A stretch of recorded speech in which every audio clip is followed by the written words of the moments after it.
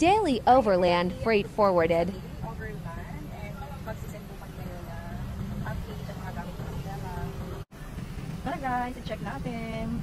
Ayan, papuntang Bicol, source of Bicol. Ayan yung mga gamit ng dala.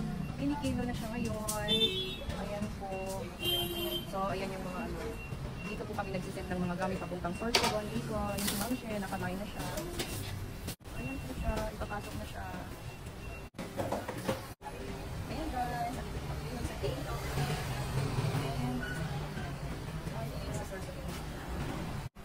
ang daming nakandala. Ayan, ang daming busy yung daily overland. So, ayan po guys, busy. So, dito po kami ngayon sa Malate, Ermita.